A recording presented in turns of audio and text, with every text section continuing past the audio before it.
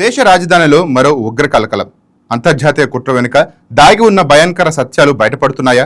సరిహద్దులు దాటి పనిచేస్తున్న ఉగ్ర నెట్వర్క్లు భారత్ను మరోసారి లక్ష్యంగా చేసుకున్నాయా?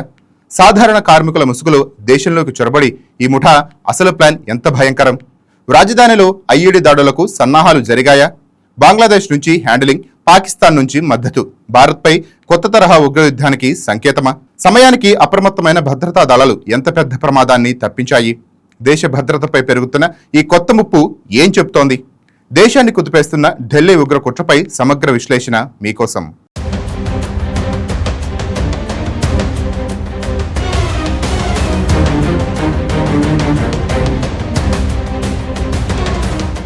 దేశ రాజధాని ఢిల్లీలో మరోసారి అంతర్జాతీయ ఉగ్రకుట్ర వెలుగులోకి రావటం దేశవ్యాప్తంగా కలకలం రేపుతోంది. భారత గడ్డపై నెత్తురు పారించేందుకు పన్నిన భయంకర కుట్రను భద్రతా సంస్థలు చివరి నిమిషంలో భగ్నం చేయటం పెద్ద ప్రమాదాన్ని తప్పించింది. పాకిస్తాన్కు చెందిన గూఢాచారి సంస్థలు బంగ్లాదేశ్లో దాక్కున్న హ్యాండర్ల అండదండలతో పనిచేస్తున్న ఉగ్ర మాడ్యూల్స్ ను ఢిల్లీ పోలీసులు బట్టబయలు చేశారు. దేశంలోని పలు రాష్ట్రాల్లో గుట్టుచప్పుడు కాకుండా వేళ్లలుముకుంటున్న ఈ నెట్వర్క్ వెనుక అంతర్జాతీయ ఉగ్ర సంస్థ లష్కరే తోయిబా హస్తం ఉందని నిఘా వర్గాలు చెప్తున్నాయి.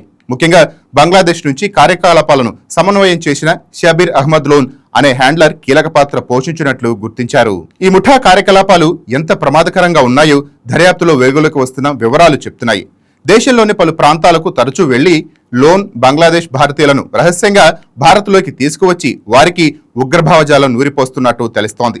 ఢిల్లీలోని సున్నిత ప్రాంతాలను స్వయంగా రెక్కీ చేసి స్థానిక నెట్వర్క్ ను తయారు చేసినట్లు సమాచారం. ముఖ్యంగా షాహీన్బాగ్ ప్రాంతాన్ని చివరిసారిగా సందర్శించినట్లు నిఘా సంస్థలు గుర్తించడంతో అక్కడి లోకల్ సపోర్ట్ వ్యవస్థపై ప్రత్యేక దృష్టి పెట్టారు. ఈ నేపథ్యంలో ఢిల్లీ పోలీస్ స్పెషల్ సెల్ అధికారులు ముఠాకు సహకరించిన స్థానిక అనుచరులను గుర్తించే పనిలో నిమగ్నం అయ్యారు.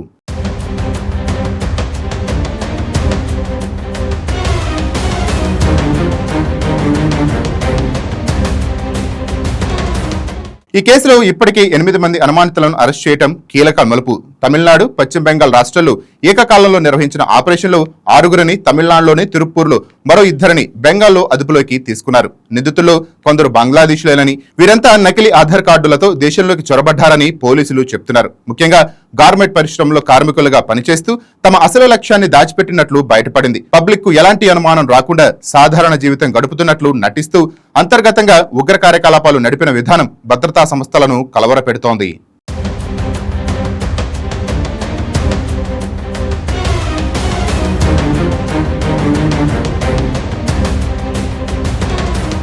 ఈ నెట్వర్క్ ఎలా పనిచేస్తుందన్నది చూస్తే గుండెల్లో గుబులు పుడుతోంది. ఫిబ్రవరి 6న 2 కీలక సభ్యులు కోల్కతా నుంచి పాట్నా మీదుగా ఢిల్లీకి చేరుకుని మరుసటి రోజే రాజధానిలోని 10 ప్రాంతాలను రెచ్చగొట్టే పోస్టర్లు అంటించినట్టు దర్యాప్తులో తేలింది. ఫ్రీ కాశ్మీర్ నినాదాలతో పాటు పాకిస్తాన్ అనుకూల ప్రచారం, ఉగ్రవాద భావజాలాన్ని ప్రోత్సహించే కంటెంట్తో కూడిన పోస్టర్లను నగరంలో దర్శనం ఇవ్వటం పోలీసులను అప్రమత్తం చేసింది. జన్పద్ మెట్రో స్టేషన్ వద్ద మొదట ఫిర్యాదు రావడంతో ప్రారంభమైన దర్యాప్తు దేశవ్యాప్తంగా విస్తరించిన ఉగ్రమూటను బయటపెట్టింది.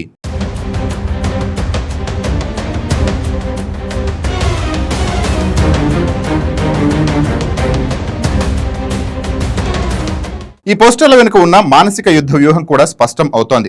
ప్రజల్లో భయం, విభజన భావన పెంచడం, యువతలో రాడికలైజేషన్ పెంచడం ప్రధాన లక్ష్యంగా ఈ ముఠా పనిచేస్తున్నట్లు తెలుస్తోంది. ముఖ్యంగా కాశ్మీర్లో హతమైన ఉగ్రవాది బుర్హాన్ వసీను హీరోగా చూపిస్తూ ప్రచారం చేయడం ద్వారా భావోద్వేగాలను రెచ్చగొట్టే ప్రయత్నం చేశారు. సోషల్ మీడియా, డిజిటల్ ప్లాట్ఫామ్ల ద్వారా యువతను ఆకర్షించే వ్యూహం కూడా ఈ ముఠా అమలు చేస్తున్నట్లు నిఘా వర్గాలు చెప్తున్నాయి.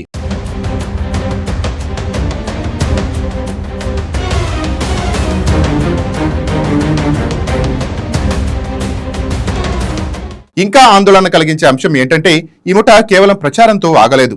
ఢిల్లీలో ఐఈడీ దాడులకు ప్రణాళికలు రచించినట్లు భద్రతా సంస్థలు హెచ్చరిస్తున్నాయి. ముఖ్యంగా పాత ఢిల్లీలోని చాందినీ చౌక్ ప్రాంతం, ఎర్రకోట పరిసరాల్లో వంటి అత్యంత రద్దీ ప్రాంతాలను లక్ష్యంగా పెట్టుకున్నట్టు సమాచారం. ఒక దేవాలయాన్ని టార్గెట్ చేస్తూ మత విద్వేషాన్ని రెచ్చగొట్టే ప్రయత్నం కూడా చేసినట్టు అనుమానాలు వ్యక్తం అవుతున్నాయి. ఈ కుట్ర అమలైతే భారీ ప్రాణ నష్టం జరిగి ఉండేదని అధికారులు చెప్తున్నారు.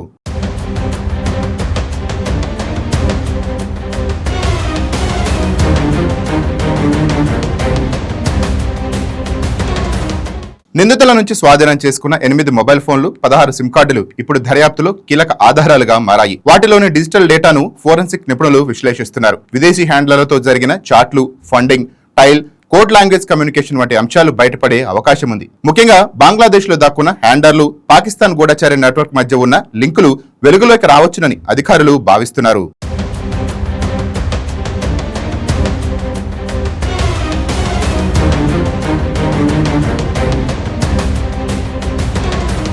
ఈ కేసులో మరో కోణం కూడా బయటపడుతోంది. గతంలో జమ్మూ కాశ్మీర్ నుంచి దేశంలోని ఇతర రాష్ట్రాలకు విస్తరించిన రహస్య ఉగ్ర మాడ్యూల్స్ తరహాలోనే ఇది కూడా అత్యంత ప్రమోషనల్ గా పనిచేసినట్టు తెలుస్తోంది.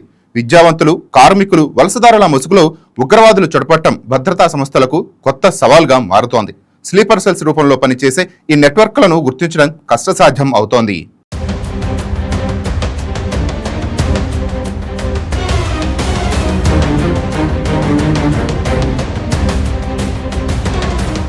దేశ భద్రతా వ్యవస్థకు ఇది ఒక హెచ్చరికగా మారింది. అంతర్జాతీయ ఉగ్రవాదం ఇప్పుడు సరిహద్దులు దాటి బహుళ దేశాల సహకారంతో పనిచేస్తున్న కొత్త దశలోకి ప్రవేశించినట్లు ఈ ఘటన స్పష్టంగా చేస్తోంది. నకిలీ గుర్తింపు కార్డులు, డిజిటల్ కమ్యూనికేషన్, లోకల్ రిక్రూట్మెంట్ ఇవన్నీ కలిపి ఉగ్రవాదం కొత్త రూపం దాల్చినట్టు నిపుణులు చెప్తున్నారు. అందుకే కేంద్ర భద్రతా సంస్థలు ఇప్పుడు దేశవ్యాప్తంగా అలర్ట్ ప్రకటించాయి.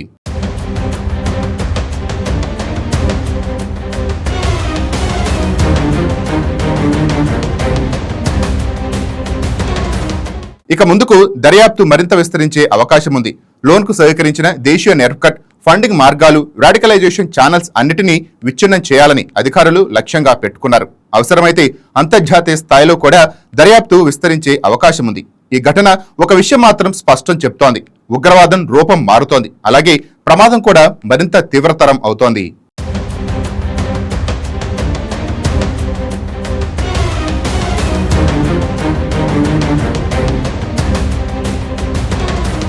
మొత్తంగా చూస్తే ఢిల్లీలో బయటపడిన ఈ దేశీయ కుట్ర భద్రతా వ్యవస్థకు ఒక పెద్ద వార్నింగ్ బెల్ లాంటిది. సమయానికి స్పందించిన భద్రతా దళాలు ఒక భారీ ప్రమాదాన్ని తప్పించాయి. కానీ ఇదే సమయంలో అంతర్జాతీయ ఉగ్ర నెట్వర్క్లు ఎంత లోతుగా వేళ్లూసుకుపోతున్నాయో కూడా ఈ ఘటన చూపిస్తోంది. దేశ భద్రత కోసం అప్రమత్తమైతే ఏకైక ఆయుధమని మరోసారి గుర్తు చేసిన సంఘటన ఇది నిలిచిపోతోంది. Please subscribe to YK TV Network. Please subscribe to YK TV. Please watch YK News.